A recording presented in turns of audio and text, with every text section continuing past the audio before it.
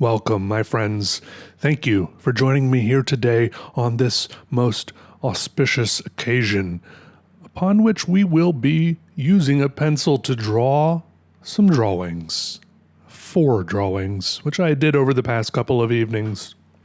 And when I posted these drawings on Instagram, someone made a comment and reminded me about a time in my past which I had totally forgotten about. A time when I felt totally different about pencils. I don't remember how long ago this was, when it was, but it brought it all rushing back when I was sitting here recording a commentary, and I remember expressing how, I don't know, intimidated or discouraged I was about using pencils. And I think even at that time, I think I knew that it was mostly just because I hadn't spent enough time using them, so I just wasn't comfortable with them, right? Up until then, I've been mostly having fun drawing with ink pens of some kind or another, whether they're rollerball pens or felt tip pens or just a regular old Bic pen, right? And so I knew that there was a lot of possibilities with pencils, but I don't know. I was somehow discouraged because when I tried, I would compare what I could do with pencils to what I could do with pens, and I just sunk so many more hours into pens already. Anyways, fast forward however long until now, and I'm having so much fun with pencils. I don't know what happened exactly. I just know I think I kept going. I kept trying. Something happened, and I'm having a great time with them. The weird thing is, I think I'm still in, if there's some kind of pencil book about my life, if there's my life, I'm imagining it now, a book about Peter's life of drawing with pencils, and it has chapters and stuff. I think I'm still near the beginning, because it's one of those things where the more you draw with them, the more you can see what can be done, all the possibilities. And the weird thing about pencils is they're so versatile. Versatile? How do you say it?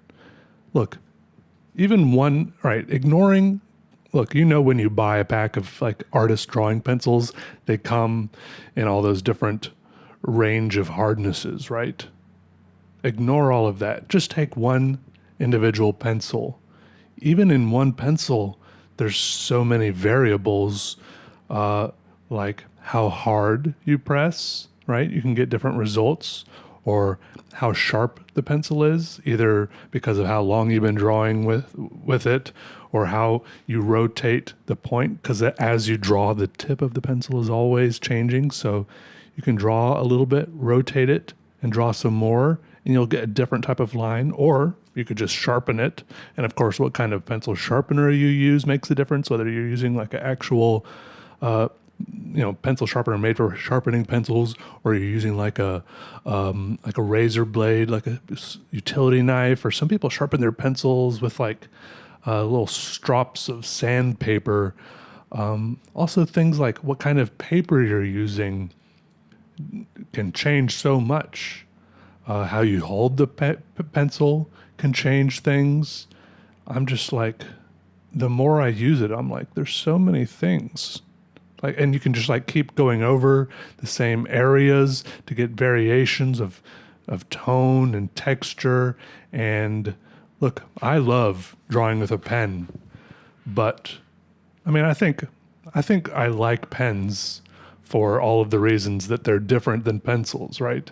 I like how predictable and consistent and the same a nice pen line is in so many different situations. No matter how it's rotated in your hand or on so many different types of paper, a pen line is probably going to look the same. There are situations where it will look different, like if it's a very absorbent or textured paper. You might get some feathering or bleeding, but pens I feel like they're almost designed to be more consistent and have less variables. And so maybe because I've been using those for so long, I'm now having my eyes opened to the beauty of something as simple as a pencil. Maybe something that strikes me as maybe the most rudimentary drawing utensil, besides like scraping with a stick on the ground. Something like that is just seeming so interesting to me.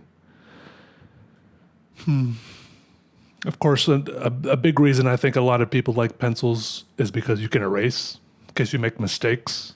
I do a little bit of erasing in these drawings, not too much.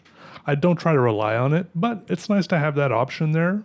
If you, hey, it's like, hey, if there's a section of this drawing I'm not really feeling, hey, let me erase some. I'm not like trying to lock myself in and make some rules for myself about no erasing or something, because I feel like in the past I might have done that, but I'm not doing that at the moment.